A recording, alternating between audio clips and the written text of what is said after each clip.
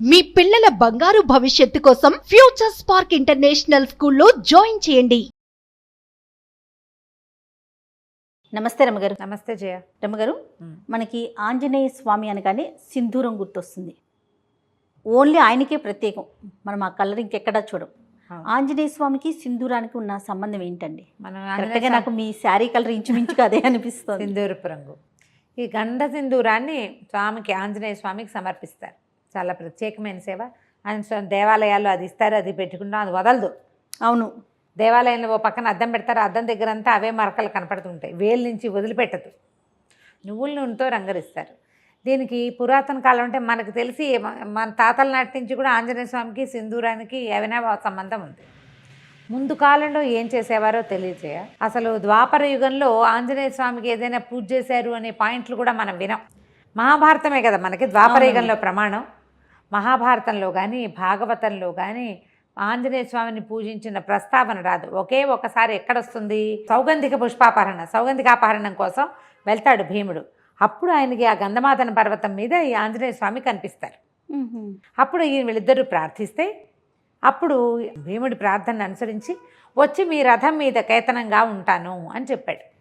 అర్జునుడి రథానికి జెండాగా ఉన్నాడు. జెండాపై కపిరాజు పద్యాలే ఉన్నాయి. అవును, ఆ కపిరాజు యుద్ధంలోనే కాకుండా వీళ్ళు విరాట పర్వంలో అర్జునుడు ఆ బృహన్నల వేషం నుంచి అర్జునుడి రూపంలోకి వస్తాడు కదా, అప్పుడు వచ్చి బృహత్ కపి వచ్చి కూర్చున్నాడు రథం మీద అని చెప్తారు మహాభారతం. ఓహో, కపి వచ్చేసాడట. ఆంజనేయ స్వామి వచ్చి యుద్ధం అనగానే అర్జునుడి రథం మీద ఉండాలి, వచ్చి కూర్చున్నాడు అని చెప్తారు. అవి తప్ప ఆంజనేయ సేవాకాలాలు మనం అసలు చూడం. కానీ మనకి కలియుగంలో మన ముందు తాత ముత్తాతల నాటి నుంచి ఆంజనేయ స్వామిని సేవించడం ఉంది. కాలక్రమంగా రకరకాల కథలు వెలుగులోకి వచ్చాయి. పరాశర సంహితలో ఒక ప్రత్యేకమైన కథనని చెప్తారు ఆంజనేయ స్వామి సింధూరము కాంబినేషన్ మీద. ఎందుకు వీళ్ళిద్దరికీ ఈ సంబంధం ఉంది అని. రావణ వధ అనంతరం పట్టాభిషేకం జరిగింది సీతారాములతో పాటు. ఆంజనేయ స్వామి కూడా వీళ్ళంతా వచ్చారు. ఓకే, ఆంజనేయ ఆంజనేయ స్వామి సుగ్రీవుడు, తార, అంగదుడు, రుమ వాళ్ళే కాకుండా మళ్ళీ విభీషణుడు, జాంబవంతుడు అంతా కూడా శ్రీరామ పట్టాభిషేకం చూడడానికి అయోధ్యకి తరలి వచ్చారు. చాలా కాలం ఆంజనేయ స్వామి సీతారాముల సేవలోనే ఉన్నాడట. అయితే ఒకనాడు ఆయన వచ్చేసరికల్లా సీతాదేవి సింధూరం పెట్టుకుంటాం, బొట్టు పెట్టుకుంటుంది. అప్పుడు పాపిట్లో బొట్టు, సీమంతంలో బొట్టు పెట్టుకోవటం మన విధానం కదా. రామాయణ కథ అంతా నార్త్ ఇండియా కథగా మనం చెప్పుకుంటాం. వాళ్ళకి పాపిట సింధూరం చాలా ముఖ్యం ఆ ప్రాంతం వారికి. బొట్టు పెట్టుకుంటుంటే ఈయన అడిగాడు, అమ్మా ఈ సింధూరం ఎందుకు పెట్టుకుంటున్నావు నువ్వు అని అడిగితే సీతాదేవి చెప్పిందట, రాముడు అత్యంత ప్రీతిపాత్రుడుగా ఉంటాడు. బొట్టే రాముని యొక్క ప్రీతి, ఆయనకి ఇష్టం. రాముడు ఎక్కువ కాలం చల్లగా ఉండటానికి ఈ బొట్టు పెట్టుకుంటేనే ఆయనకి మంచిది. రాముని ప్రేమ, దానికి కారణం ఈ బొట్టు అని చెప్పింది. ఈయన ఆలోచించుకున్నాడు, ఈవిడ ఒక్క చిటికెడు బొట్టు పెట్టుకుంటేనే ఈవిడ తప్పిపోతే రాముడు ఎంత దుఃఖపడ్డాడు. ధీరోదాత్తుడైన వాడు, మామూలు వాడు కాదు, మహావీరుడు. ప్రపంచంలో ఉన్న వీరులందరినీ తోసిరాజనగలిగిన వాడు. ఆమె లేకపోతే ఎంత దుఃఖపడ్డాడు. అంత ప్రీతి, చిటికెడు బొట్టుతోటి అంత ప్రీతి వచ్చింది, అంత ప్రేమ భార్య అంటే. అందుకని ఆ సింధూరాన్ని తను కూడా పెట్టుకోవాలనుకున్నట్ట ఆంజనేయ స్వామి. రాముని ప్రేమ, దాన్ని గెలవటం, రాముడు ఎంతో కాలం చల్లగా ఉంటాం కోసం రెండు చెప్పింది కదా. అవును, ఆయన ఎప్పటికీ గెలుపొందుతూనే ఉండాలి రాముడు అంటే. మనం కూడా పెట్టుకోవాలనుకుని ఈయన ఏం చేశాడు, సరే అట్లా వెళ్ళి సింధూరాన్ని తెచ్చుకున్నాడు. కపి కదా, ముఖమంతా వెంట్రుకలు ఉంటాయి. సీతాదేవి పెట్టుకున్నట్టుగానే పాపిటి పెట్టుకోవడానికి ప్రయత్నం చేశాడు, కుదరలా. ఇదంతా హెయిర్ ఉంటుంది, కుదరలేదు. సరే ఏమనుకున్నాడు, ఎట్లా రాలిపోతుంది ఇది, ఆవిడ పెట్టుకుంటే ఉందే, నేను పెట్టుకుంటే ఎందుకు లేదు, రాలకుండా ఉండాలంటే ఏం చేయాలని నువ్వుల నూనె కలిపాడట. అందులో కలిపిన తర్వాత ముఖం మీద పెట్టుకున్నాడు, నుదుటి మీద పెట్టుకున్నాక ఆయనకు అనిపించింది, ఒక్క చిటికెడు ధరిస్తేనే సీతాదేవి అంటే ఆయనకి పంచప్రాణాలు కదా, శరీరం అంతా ధరిస్తే రాముడికి ఇంకా ప్రీతిపాత్రుడిని అవుతాను నేను అనిపించింది. మొత్తం సింధూరాన్ని ఒళ్ళంతా అలదుకున్నాడట. ఆ స్వరూపంతో రాముడికి కనపడడానికి సభాస్థలికి వెళ్ళాడు. వెళ్ళేసరికల్లా అందరూ నవ్వారు చూస్తే. వాళ్ళంతా సభలో ఎంతమంది ఉన్నారు, అయోధ్యాపుర వాసులంతా ఉంటారు, ఇంకా సామంతులు వాళ్ళు వీళ్ళు చాలామంది ఉన్నారు. ఈయన సంబంధించిన వాళ్ళు కూడా, ఆంజనేయుడికి సంబంధించిన జనం కూడా చాలామంది ఉన్నారు. ఏమిటి వేషం హనుమ అని రాముల వారు అడిగితే అప్పుడు ఏం చెప్పాడంటే, చిటికెడు సింధూరం సీతాదేవి ధరిస్తేనే ఆమె నీకు అత్యంత ప్రీతిపాత్రాలైంది కదా, అందుకని నీ ప్రీతిని పొందడానికి నేను సింధూరం పట్టించుకున్నాను స్వామి అని చెప్పాడు. ఆ మాటకి చాలా సంతోషించాడట శ్రీరాముడు. ఎవరైతే ఆంజనేయుడికి సింధూరం పెడతాడో వాడు నాకు అత్యంత ప్రీతిపాత్రుడు. ఏ ఇంట్లో ఆంజనేయుడికి సింధూరాన్ని ఇస్తారో వాళ్ళ ఇంట్లో నేను ఉంటాను.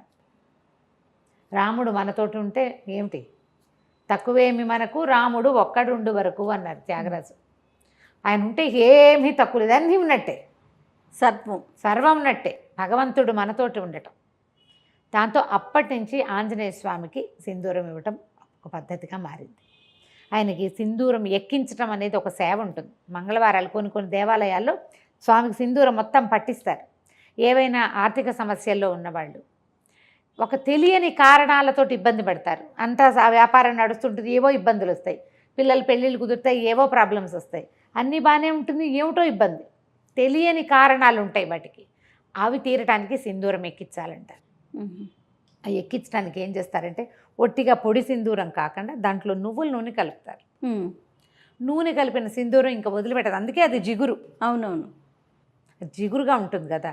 అయితే ఈ గంధ సింధూరము, ఆ సింధూరపు దాన్ని తయారు చేసే రాళ్ల వల్ల ఈ నువ్వుల నూనె కలిపితే కొన్ని చోట్ల మోకాళ్ళ నొప్పులకి వాటికి వైద్యంగా కూడా నార్త్లో వాడతారట. దాన్ని ఎక్కువ కాలం వృద్ధాప్యం రాకుండా ఉంటుంది సింధూరం అలదుకుంటే అని చెప్తారు. కానీ శరీరం అంతా సింధూరం పట్టించుకొని మనం ఎక్కడ ఉంటాం, ఉండలేకపోతాం కదా. కనీసం సంవత్సరానికి ఒకసారైనా ఆంజనేయ స్వామికి ఈ సేవ జరిపిన వాళ్ళు అకాల మృత్యువు దరిచేరదు వాళ్ళని. ఏడాదికి ఒక్కసారి మనమే స్వయంగా అలంకరించగలిగితే మంచిది. లేదా దేవాలయాల్లో ఈ సింధూరం ఎక్కించే సేవ కనుక చేయిస్తే ఇక మృత్యువు రాదని చెప్పం మనం. అకాల మృత్యు 50కి 30కి 40కి ఇంకా బాధ్యతలు ఉండగా అమ్మా నాన్న బతికుండగానే పిల్లలు మరణించడం, 90 ఏళ్ళ అమ్మా నాన్నలు ఉంటే 70 కూడా రాని కుమారులు మరణించడం, 60లో కుమారులు 90లో అమ్మా నాన్న, పెద్దవాళ్ళిద్దరు ముదిబగ్గులు వాళ్ళు బతికి జీవించే ఉంటారు పాపం. ఈ 60 ఏళ్ళు వచ్చిన వాళ్ళు యంగ్గా యాక్టివ్గా ఉన్న వాళ్ళు చిటుక్కుని వెళ్ళిపోతారు. ఈ కష్టం రాకుండా ఆంజనేయుడికి సింధూర సేవ అంత మంచిది. వీళ్ళతోటి రాముడు ఉంటాడు. మామూలుగా మనం ఏం చెప్తాం, సహస్రనామాలకు తుల్యమైంది రామనామం. అదే కదా, శ్రీరామ రామ రామేతి రమే రామే మనోరమే సహస్రనామ తత్తుల్యం రామనామ వరానని. ఒక్క రాముడనే నామమే 1000 నామాలకి సరిపోతుంది. ఇంతకీ ఈ 1000 నామాలు ఏమిటి? 1000 రామనామాలు కాదు, 1000 వేరువేరు నామాలు. విష్ణువు యొక్క అనంత శక్తిమయాలైన 1000 పేర్లకి ఒక్క రాముడనే పేరు కరెక్ట్ మ్యాచింగ్, దానికి తుల్యమైనది. అలాంటి రాముడు మన పక్కన ఉంటాడు.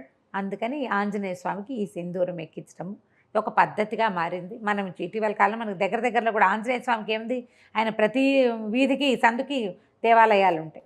అవును, ఫలానా చోటే సింధూరం ఎక్కించాలి అని పెట్టుకోకుండా ఎక్కడ కుదిరితే అక్కడ తమలపాకులతో సేవ చేయించడం. తమలపాకులు ఆకుపూజ చేస్తారు కదా, ఆయన ప్రీతి. తర్వాత ఈ సింధూర సేవ ఇది కనుక చేయిస్తే చాలా విశేషమైన ఫలితం లభిస్తుంది. తప్పకుండా రమ్మగారు. నమస్తే. నమస్తే. సుమన్ టీవీలో మీ పర్సనల్ అండ్ బిజినెస్ ప్రమోషన్స్ కోసం కింది నెంబర్కి కాంటాక్ట్ చేయండి.